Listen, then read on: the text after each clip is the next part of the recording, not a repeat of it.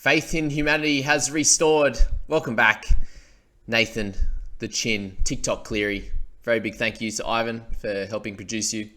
You are a godsend. Since the retirement of Cameron Smith, you've been the next man up, and you've done an amazing job each and every year, and now averaging 71 after that pretty average start. Very strange, wasn't it? That first game of the year, he just wasn't himself at all. Second game, the same until he did his injury, and obviously just played out the rest of the game after half time to get that 37. And since then, he's been back in a big way. And the biggest thing I noticed about his game that differs to a lot of the other halfbacks in the NRL there is just that he is on every side, every play. You can see he gets the ball, does whatever he does with it, plays it off, and then if he wants to get to the other side, he's over there in a flash and ready for that next play. And that's something that I know a lot of halves don't do enough of. It's just being available on every side. So, on one side, they might have him and Edwards sweeping, and then, it might be Yo, Cleary, Edwards, and then the outside backs, the gun outside backs that they have. And then the other side, he'll get over there, and he's got him and Luai and the like there. So definitely has a threat on either side. What I think he does really well, he seems to just show the ball out in front a lot, and the defense seems to hang off him a fair bit. Like, if you watch that game last night, there's a lot of times where he's just running sort of gaining 5 to 10 meters and then getting the ball off, and they've kind of let him do that. But the biggest thing that we noticed with the Panthers when we're going through those stats there is that they get a quick play of the ball more often than not, and they're much quicker than most other teams. And when they do this allows him so much extra time, which wasn't happening those first few games, that he just wasn't getting that early ball. And at least this week now, and last week especially, he's been able to do that, and they've been clicking on all cylinders again.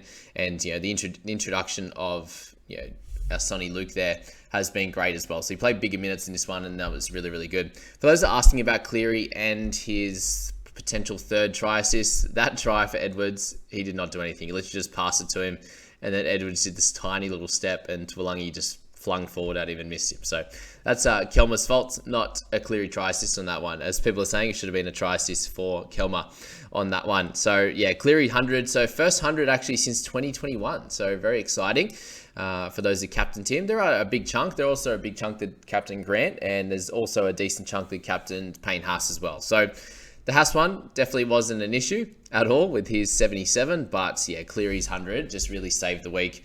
And we move to Edwards now, and he's been great, guys. So the big change for him is actually playing both sides, and this is something that he didn't do, and was the reason why he wasn't able to get involved in as many tries and try assists there. And then this year he's really stepped that up, and averaging 62. This is the highest he's averaged over a stretch of time in his career, and being priced under 50, this shows the how he's improved and how he's potentially a gun in that wing fullback position. He's definitely scoring as well as anyone in that position, or better at the moment. So that is that. Let's talk about the outside backs in the Panthers at the moment. So we're finishing round 6 at the moment, and you've got 7, 8, 9, 10, 11, 12. So you got another 6 rounds until we get to Origin, and you're looking at some of these guys, especially in the wing fullback position, which is a little bit tough at the moment. I think Brian To'o is a very, very cheeky, good guy that you could bring in round 7, I think. And if you wanted someone under 600k, which he's going to be, after a couple of good games now, he'll be up. He hasn't made any money yet. He's neg 3 before this 58, so he'll be up a little bit around that 570 or so. And I see him as being a much better option now, considering he's getting much more involved over the last bunch of weeks. You see the 246 meters, 3 line breaks there, the try and the try assist. But for him, it's more around the team. If the team is coming out and firing like this, 50 odd points last week, 40 odd this week, if that can continue happening, you see all the scores in the outside backs here, Tungo, To'o, Taruva, and then Crichton had a really good game as well, but he's a little bit down the list at 40 there. But they all had great games, and shows that these types of guys are going to be worth having in your side. It's so easy watching a Panthers game when you've got some outside backs and they're absolutely firing like this. They weren't at the start of the year, but now they are. So To'o wasn't the best selection at the start. He's now a really good selection over the last week or two. So he's someone that's I've definitely got in my plans. It would be a sort of a 6-week play with To'o at this point. You could potentially hold him sort of until maybe like 16, but they've got a bunch of buys through that period as well, given they had their buy in round 3. So Yeah, very interesting on that front. Isaac Tungo as well. So he's one of those guys I spoke about having a bit of a breakout year, and it did take a few weeks. So he's played 5 in total now, and the last 2 games, an 80 odd and a 59, has been really dominant. And for him, that left side attack, you can see early on the Manly just had no answer for it. Obviously, that is Morgan Harper's side, and there was some flashbacks to Talakai last year. But with Tungo there, I think that he's going to probably round out about that 45 to 48, and he's sitting at 49 now, and that's with a couple of big games, but a bunch of low ones as well. So his base stats is solid. You see there even tonight when they last night when they had the big win, he still had 17 tackles for 1 miss. So that's encouraging signs, and for him to have just the 2 line breaks there, and plenty of tackle breaks, but just the line breaks, no tries, no try assists, and still get a 59. That's great news for him. Taruva, a little bit of an inflated game with 2 turnover tackles, 2 try savers, pretty much in the one motion there. So yeah, that worked out well for anyone who owns him. He's still fairly low ownership at 2.4, and Tola's pretty high actually, isn't he? Yeah, 8.4. So I think that could increase after this week for sure.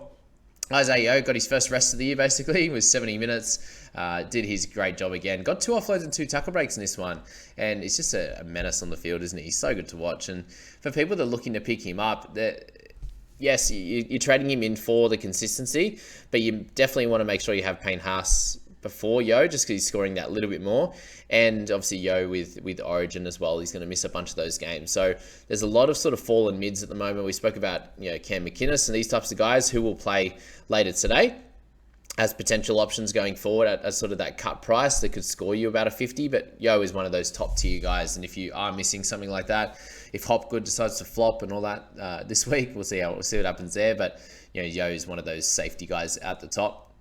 Zach Hosking, 54 for him. So snuck a little line break, got 3 offloads. So good news that he can ball play as well. He can get some attacking stats in amongst his base. And the 31 tackles, the 2 misses were in 2 plays. I was getting a bit annoyed, and then he kind of tackled his way to freedom and still got that odd offload there. But Hosking there with 2 games, we've brought him in the 56-54. Very happy with his output over that last couple of weeks, and averaging 69 for the year. So he'll have a massive price rise again this week. And for the chunk of people that didn't pick him up, there's still a fair few. He's only at 16%.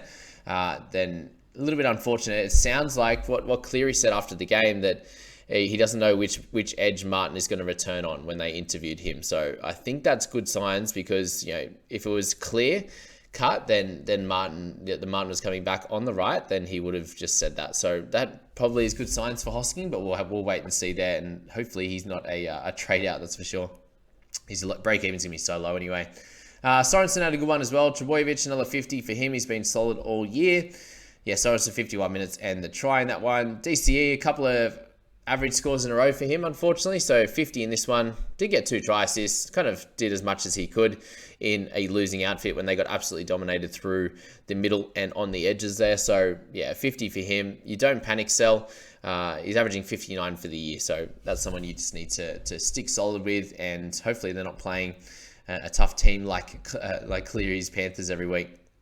Spoke about Crichton there with the 40, solid there overall. Olakau'atu looked damaging when he ran, but still only lower meters when they got pumped. Sonny Luke, so 39 for him. So had a real low one last week. Wasn't able to make much cash, and this 39 will get that going again. And a delightful try assist at the end to help Cleary get his ton.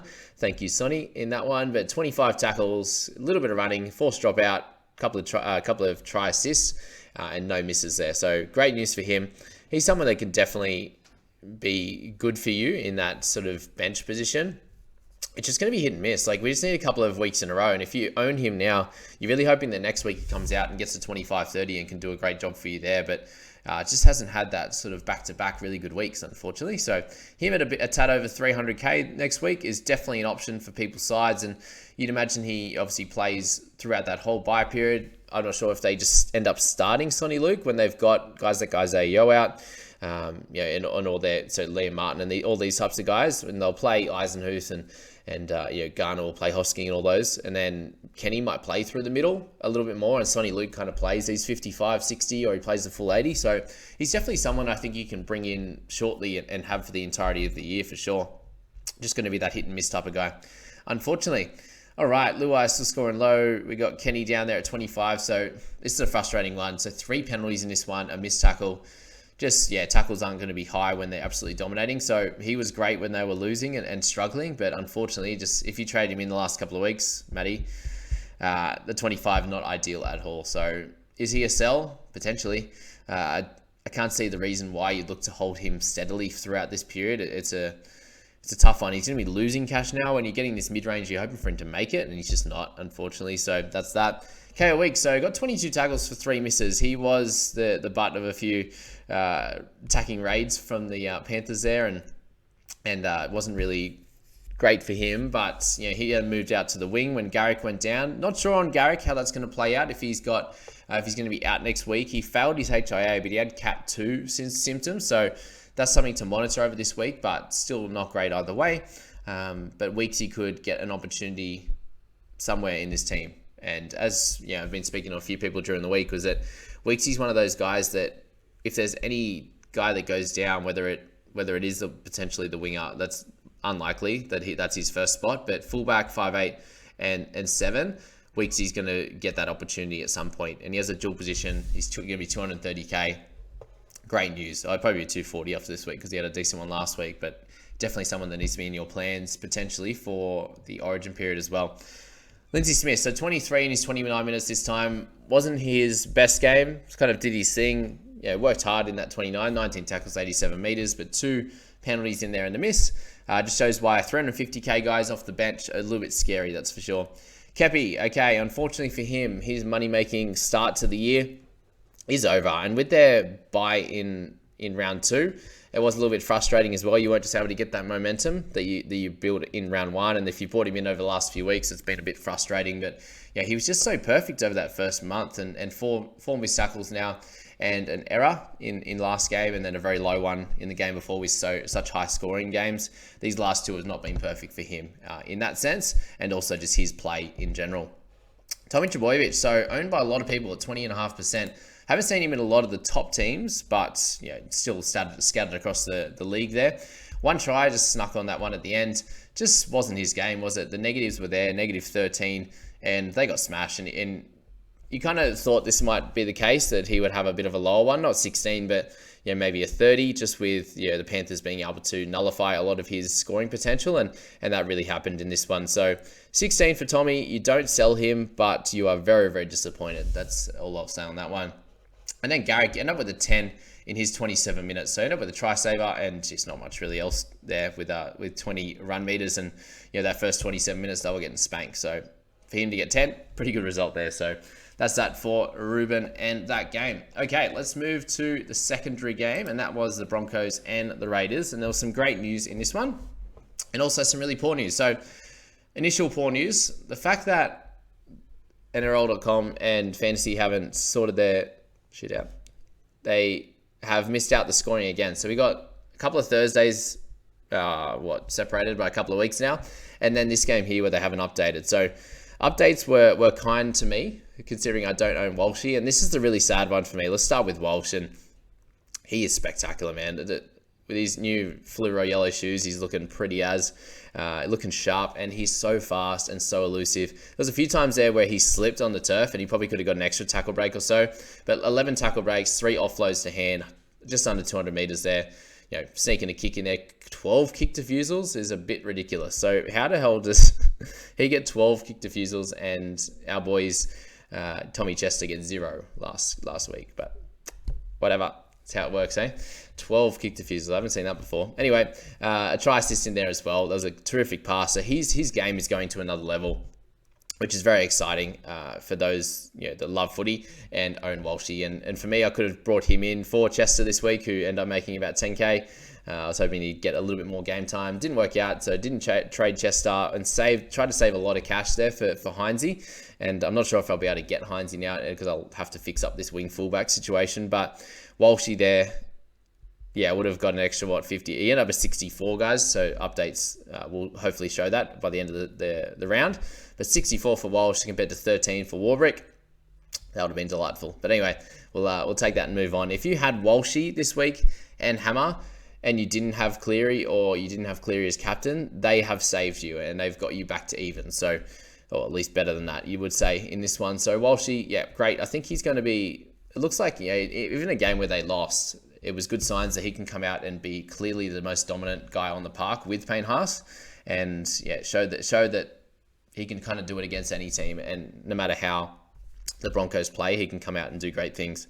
So let's talk about the man, Payne Haas. I've never had a guy that you're less worried about watching than Payne Haas in a game. When he's on the park, it's just so easy watching. He's in there, he's getting offloads, he's getting tackle breaks, he's running well. He doesn't miss tackles at all. Like, he never runs out of the line. He's just there in second man in, one-on-one when they run straight at him. He's not out there chasing guys and throwing out a hand. So the easiest watch in town is Payne Haas. And when he's fit and firing, obviously last year there was some plenty of times there where he had just shoulder issues and he wasn't getting in the contact. He wasn't running as hard, shoulder first into blokes. And this year, completely opposite, and he's been incredible. So if you don't own Payne Haas, I can understand why people were trading him in last week. It was a great trade-in. Well done on that one. All right, Fogs, he went up to 68 in the end. So for him, a much better game. 31 tackles in this one, 516 kick meters, ran the ball, got a line break, got a try assist and tackle breaks. Back to normal. Better than normal, obviously, but yeah, back to some good scoring. And he was averaging under 40 before this game. So very, very happy for Fogs and anyone who owns him. He's still fairly low ownership, 0.4. But for those that are looking at a decent half, that's pretty cheap over the next bunch of weeks, and Fogs could potentially be your man. Hudson Young up and down again with his 54, but he's back in the winner's circle after a bunch of low weeks. You got Ricky there, 53, a couple of good ones in a row, but we're avoiding him. Carrigan, unfortunately, downdated to 48, and this is pretty big news here because a lot of people have been trading out Carrigan, and it's turned out to be a masterstroke to trade him out before his low score.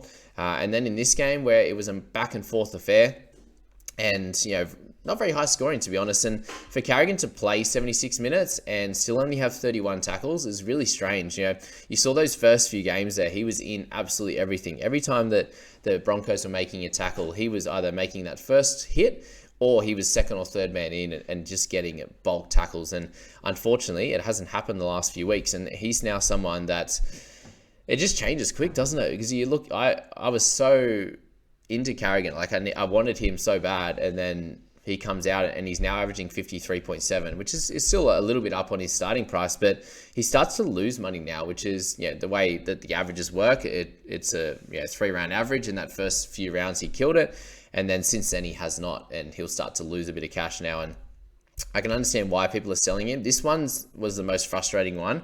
Last week wasn't a big issue. This week is, because he still had 4 tackle breaks in there. And was only able to get the 48. I don't know if that down, I can't remember what the down date was, what he lost, but 48 in this one. Not ideal for someone that you're looking to get 55, 60. We are getting pretty greedy for sure. I understand that. But when guys like Payne Haas are absolutely killing it on the other end and averaging 68, there's a big discrepancy when you paid, not a hell of a lot more for Haas at the start of the year. Okay, Reynolds, 51. You had a big scare if you owned him at the beginning of this game. So 10% owned and went down with what looked very nasty, and thankfully got back up and did his thing. And thankfully for him, a 51 in a losing team. You will take it, but I understand why you'd be frustrated that you don't have someone like Sean Johnson. And Reynolds there, if he gets 50 plus every week, you are getting what he's priced at, which is good. Okay, we got Horsburgh, Harawira, and Rapana all having solid games. Hope Rapana's okay. It was a bit of a nasty knock to that head. Plenty of blood rushing out in that one. Cobo, Papali'i, Papali'i's done for fantasy anyway. Tomoko, we got 40 out of him. And just wanted to say, just a massive win from the Raiders. They showed their class as a footy outfit, because you come to Broncos and they just started this game with more vigor, and that just really lasted the entirety of the game. So a big effort for them with no Tarpany, no White in this one. 2 of their most important players to come to a fully fit and firing Broncos at their home ground. Incredible. So just a big shout out to them for that one. Tomoko there, 40. So he just continues to show why he's been a solid buy to start the season there. Even in a team that hasn't been very good at all, he's still averaging 43 and doing a cracking job. So shout out to him. Schneider. Let's have a little moment to mention Schneider, because he was our gun rookie from last year. And you see here, he got up to 540k by the end of the season. He kind of peaked and lost a little bit of cash there, but we got him up to pretty high 500s, and that was exciting there for last season. And he comes out in this game, has his 31 tackles, which was a feature of his game last year, 25 or 30 tackles a game. They ran it in plenty, but he sort of held his own in that one. Did have a couple errors, didn't kick the ball too much, but had a run and did his job. So welcome back to Schneider. And the biggest welcome back ever, Jared Croker. I think he got downdated to 31, but his goal kicking, phenomenal. His defense, 16 tackles, 0 misses in a game where I think he might have dropped down a little bit, but in a game where it was pretty tough. He had to defend Stagsy and Cobbo in his first game back. Just a big shout out to him because he's getting close to that 300th, and he's been a fantasy gun of yesteryear for sure. Has hardly played in the last 3 years. For those that are new to fantasy, he was one of those guys that you just locked and loaded in your side, a goal-kicking centre in a pretty good team in the Raiders there. He would score plenty of tries and assist in a bunch there as well to Nick Kotrick when he was fit and firing there on the left-hand side, and he would get plenty of goals and tackle well like you saw last night. So great work, Croker, in his return. At 319k, who's picking him up? Who's going to do it? Will he keep his spot? He probably should after that, to be fair. Massive play. Massive game for him to come back. For them to get the win and his goal kicking to really be a factor as well, it's very helpful. All right, Farnworth, a bit of a low one. So a slightly lower week for centres this week for sure, except for Hammer at this stage. So Farnworth, Stags, both 33 in this one. Not ideal. We've got sort of Jack Bird to go as the biggest centre left, really. All the rest of them, apart from like Campbell Graham and Tungo, have been fairly low. And they're not super highly owned either. Okay, let's go down the bottom there. We've got a couple left, I believe. Starling with 14. What a fall from grace it's been for him. If he ever happens to get a start, Danny Levi's out and Wolford's out, then we'll pick him up at like 500k. But until then, nope.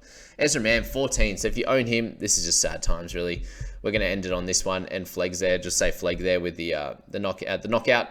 The concussion there, he'll be out for next week as well. So you'd imagine some bigger minutes for Carrigan again. Just something to keep in mind. And then if it's a close game, Haas still up around that 60 mark. But Ezra, with his low score, just very, very sad for anyone who owns him. He started the year in pristine form and he's owned by 5%. And that 14 is an absolute killer for a guy that's priced at 500k who's not a centre. So you're hoping for at least 40 there at a half and 8 missed tackles, hardly running the footy.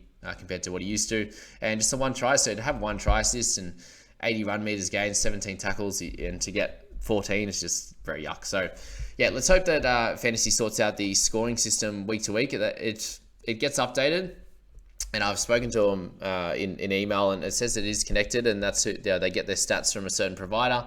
And I don't know why it's not transferring over, but it's just frustrating to look at a lot of your players when you know that they're a different score. So it's a minor thing, obviously, and hopefully we just don't want to spend the whole weekend just hoping that it changes come the end of the week. Of course, like Cleary gets his big 4 points deducted, and he was 104 down to 100, so a little bit frustrating with that. But that is the final game of Saturday. It's weird having sort of so many days of footy. We got the one Thursday, 2 Friday, 2 Saturday, 2 Sunday, and then the one on Monday as well. But happy Easter to all of you guys. Hope you enjoy it, and we'll catch you in the next one.